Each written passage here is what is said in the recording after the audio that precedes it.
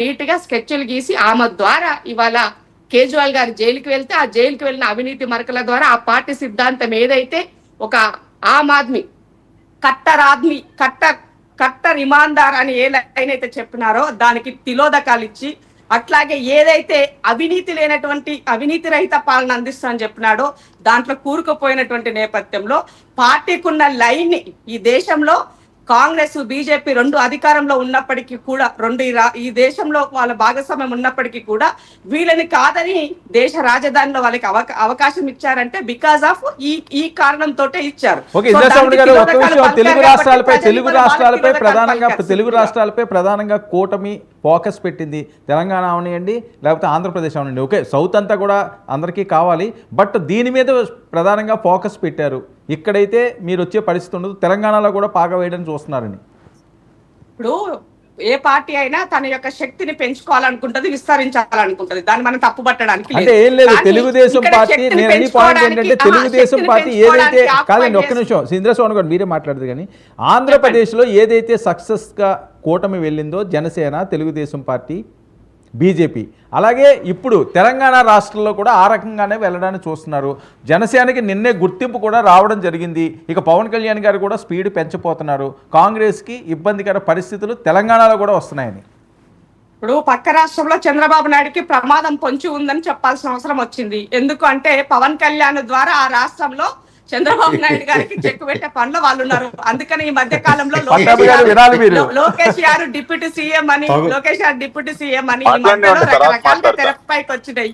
అన్న ఒక్క నిమిషమే. కాబట్టి ఇవన్నీ మనం చూస్తున్నాం. అంటే భారతీయ జనతా పార్టీకి వెన్నతో పెట్టిన విద్య, అవసరమైనప్పుడు నిన్ను హక్ చేసుకుంటారు, అవసరం తీరగానే నిన్ను కంప్లీట్ గా లేకుండా చేసే పరిస్థితి మనం పక్క రాష్ట్రంలో చూసాం. ఏది షిండే రూపకంలో మహారాష్ట్రలో జరిగితే ఏమైంది, షిండే పరిస్థితి ఏమున్నది ఇవాళ. సో ఇట్లా చాలా ఎగ్జాంపుల్ మన వాళ్ళకి చెప్పొచ్చు. బట్ తెలంగాణ రాష్ట్రంలో భారతీయ జనతా పార్టీ వాళ్ళ అధికారం ఏర్పడాలంటే మొన్న 2023 ఎలక్షన్లకి ముందే వాళ్ళకి అవకాశం ఉండింది. కానీ ఆ అవకాశానికి వాళ్ళు తిలోదకాలు ఇచ్చారు. ఈ రాష్ట్రంలో తలకాయ కింద చేసి కాలు మీద చేసుకున్న భారతీయ జనతా పార్టీకి అంత ఈజీగా స్కోప్ ఉన్నది అన్నది అర్థం చేసుకోవాలా. ఈ రాష్ట్రంలో రేవంత్ రెడ్డి గారి నాయకత్వం నడుస్తున్న అన్ని రోజులు డోకా లేదన్నది గుర్తుపెట్టుకోండి. ప్రజల కోసము అనునిత్యము పని చేస్తూ ఇచ్చిన హామీలు నెరవేరుస్తూ ఆర్థికంగా ఎంత లోటు ఉన్నప్పటికీ, కేంద్రం నుంచి నిధులు రాకపోయినా సతాయిస్తున్నప్పటికీ కూడా ఆయన అవసరమైనప్పుడల్లా నరేంద్ర మోదీ గారిని ప్రభుత్వ పరంగా నేను మీకు భాగస్వామ్యంగా కలిసి పనిచేస్తాను, మీరు మాకు సహకరించండి, నిధులు ఇవ్వండి అని అడుగుతున్నారు. ఢిల్లీ కేజ్రీవాల్ లెక్క లొల్లి పెట్టుకోవట్లే. సో ఇవాళ ఏమంటే ఫెడరల్ స్ఫూర్తిలో భాగంగానే మాకు ఇవ్వండి, అభివృద్ధిలో మీరు సహకరించండి అని చెప్పి అడుగుతారు. కానీ వాళ్ళు కక్షపూరితమైన రాజకీయాలు చేస్తూనే ఉన్నారు. అంత ఈజీగా సౌత్ లో భారతీయ జనతా పార్టీ బాగా మొదలవుతుంది అంటే అది నేను అంత ఈజీగా యాక్సెప్ట్ చేసే పరిస్థితి లేదు. నార్త్ లో అంటే కొంత డిఫరెంట్, అక్కడ రాజకీయాలు అంతా వేరు. కానీ మన దగ్గర సౌత్ లో ప్రాంతీయ పార్టీలు కొన్ని ఉన్నాయి, అక్కడ వాళ్ళు స్ట్రాంగ్ గా ఉన్నారు. అట్ ద సేమ్ టైం ఉన్నటువంటి దాంట్లో ఇక్కడ కాంగ్రెస్ చాలా స్ట్రాంగ్ గా ఉంది. కాబట్టి అంత ఈజీగా భారతీయ జనతా పార్టీకి అవకాశం. పట్టాభి గారు ఏంటి పవన్ కళ్యాణ్ గారి రూపంలో చంద్రబాబు నాయుడు గారికి ఏదో జరుగుతుంది ఆంధ్రప్రదేశ్లోని అని చెప్పి ఇందిరా శ్రావణ్ గారి కామెంట్స్, ముందు అది చూసుకోమని. వర్మ గారు అనేక సందర్భాల్లో పవన్ కళ్యాణ్ గారు ఈ మధ్యకాలంలో మాట్లాడినటువంటి మాట ఏంటంటే, రాబోయే 10 సంవత్సరాల పాటు కూడా ఈ రాష్ట్రానికి ముఖ్యమంత్రిగా చంద్రబాబు నాయుడు గారే ఉండాలి అని నేను కోరుకుంటూ ఉన్నాను. కూటమి సారథిగా రాష్ట్రంలో ఆయన నాయకత్వంలోనే పరిపాలన జరగాలని నేను మనస్ఫూర్తిగా కోరుకుంటున్నానని పవన్ కళ్యాణ్ గారు పదే పదే చెప్పటం, ఆయన సారథ్యంలో నేను అనేక విషయాల్లో పరిపాలనకు సంబంధించి అనేక విషయాల్లో నేను కూడా ట్రైన్ అవుతా ఉన్నాను, ఖచ్చితంగా ఆయన నాయకత్వం ఈ రాష్ట్రానికి అవసరం అని ఆయన అంత స్పష్టంగా చెప్తూ ఉంటే, ఇంకా పవన్ కళ్యాణ్ గారి ద్వారా ఏదో ప్రమాదం పొంచి ఉంది ఇవన్నీ మాట్లాడుకోవటం అనేది సమయం వృధా. వర్మ గారు, మాలో మాకు ఎటువంటి పొరపచ్చాలు లేవు, అద్భుతమైనటువంటి సమన్వయంతో మేము పనిచేస్తా ఉన్నాం. ఇవాళ చంద్రబాబు నాయుడు గారిని ఒక అన్నగా లేదంటే ఒక తండ్రిగా పవన్ కళ్యాణ్ గారు ఏ విధంగా భావిస్తా ఉన్నారు, ఇవాళ నా స్థాయిలో నేను శివశంకర్ గారిని కూడా అదే రకంగా భావిస్తా. ఎందుకంటే ఆయన సీనియర్, అనేక రకాలుగా ఆయనకు అనుభవం ఉంది. కాబట్టి రెండు పార్టీల్లో నాయకులు ఒకరినొకరం గౌరవించుకుంటూ మేము కలిసికట్టుగా ముందుకు వెళ్తున్నాం. రెండోది 2019లో తెలుగుదేశం పార్టీ చరిత్రలోనే మేము ఒక ఘోరమైనటువంటి తప్పిదం చేసాం. అదేంటంటే కాంగ్రెస్ పార్టీతో చేతులు కలపడం అనేది. అది నేను నిర్మోహాటంగా చెప్తా ఉన్నా, పార్టీ వేదిక మీద కూడా చెప్పా. మనం చాలా ఘోరమైనటువంటి తప్పు చేసాం. కాంగ్రెస్ పార్టీకి వ్యతిరేకంగా ఆవిర్భవించినటువంటి పార్టీ తెలుగుదేశం పార్టీ. అటువంటిది ఆ పార్టీతో చేతులు కలపడం అనేది it is a blunder mistake అని మేము మాట్లాడాం. చంద్రబాబు నాయుడు గారు కూడా ఆ మాట ఒప్పుకున్నారు. కాబట్టి మళ్ళీ భవిష్యత్తులో అటువంటి ఘోర తప్పిదాలు చేసేటటువంటి అవకాశం ఉండదు. ఇప్పటికీ ఎప్పటికీ ఇక తెలుగుదేశం పార్టీ యొక్క ప్రయాణం ఎన్డీఏతోనే సాగుతుంది. ఎన్డీఏలో భాగస్వామిగానే మేము ఉంటాం. మీ యాక్షన్ ప్లాన్ ఎన్ని సంవత్సరాలు పట్టాభి గారు? ఒక్క నిమిషం నన్ను పూర్తి చేయనండి. ఇప్పుడు 2019లో తెలుగుదేశం పార్టీతో కలవటం వల్లే మేము ఓడిపోయాం అని ఇందాక కూడా మాట్లాడారు. సరే, ఇప్పుడు ఆ తర్వాత ఎన్నికల్లో మీరు పోటీ చేసి గెలిచారు, సంవత్సరం అయింది, ఏం సాధిస్తా ఉన్నారు మీరు? ఇందాక అదే అన్నా, కనీసం కేబినెట్ కూడా విస్తరించుకోలేనటువంటి దయనీయమైనటువంటి పరిస్థితిలో మీరు ఉన్నారు. మీ ముఖ్యమంత్రి గారు ఎన్నిసార్లు ఢిల్లీ చక్కర్లు కొట్టినా కూడా అక్కడ ఏం ఫలితం లేదు.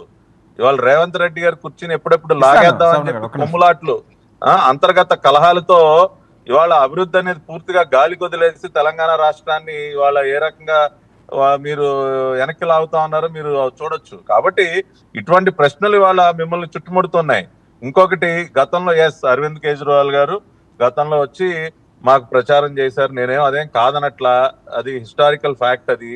కానీ ఆ తర్వాత ఆయన నేను అసలు అవినీతికి వ్యతిరేకంగానే నేను ఈ పార్టీ పెట్టాను, అన్నా హజారే ఉద్యమంలో ఒక ఉద్యమకారుడిగా నేను నా రాజకీయ ప్రయాణాన్ని ప్రారంభించానని చెప్పినటువంటి వ్యక్తి ఢిల్లీ లిక్కర్ స్కామ్ లో పూర్తిగా అవినీతిమయమైపోయింది. అంటే అవినీతి బురద మొత్తం కూడా అంటించుకుని ఇవాళ భ్రష్టు పట్టిపోయింది ఆ పార్టీ కానీ అరవింద్ కేజ్రీవాల్ కానీ.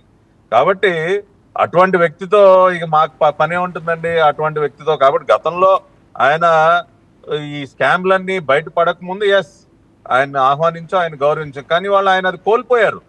ఇవాళ మీరు చూసినట్లయితే ఢిల్లీ ప్రజలు ఈ రకమైనటువంటి తీర్పు ఇచ్చారంటే వాళ్ళు కూడా ఈ ఢిల్లీ లిక్కర్ స్కామ్ మూలాలు అర్థం చేసుకున్నారు. జగన్మోహన్ రెడ్డి లిక్కర్ మాఫియాతో చేతులు కలిపి అరవింద్ కేజ్రీవాల్ ఢిల్లీలో కూడా అవినీతికి పాల్పడ్డాడు. కాబట్టి ఇవాళ ఆ స్థాయికి దిగజారి. పట్టాభి గారు, ఇక్కడ ఒక్క విషయం, మీ పాలనలో 8 నెలల్లోనే జగన్మోహన్ రెడ్డి గారు ఆయన బయటికి రావడమే కాకుండా 30 సంవత్సరాల మందే ఎంట్రీ కూడా పీకలేరు అని చెప్పి సవాల్ విసురుతున్నారు. ఏంటి ఆ కాన్ఫిడెన్స్? ఇప్పుడు ఆయన జగన్మోహన్ రెడ్డి 2.0 అంటే పిచ్చి పరాకాష్ఠకి వెళ్ళటమే 2.0. ఇప్పుడు మొన్నటి వరకు ఏదో కొద్దిగా పిచ్చి ఉంది అనుకున్నారు జగన్మోహన్ రెడ్డి ఫస్ట్ వర్షన్ లో. సెకండ్ వర్షన్ ఏంటంటే పిచ్చి పరాకాష్ఠ.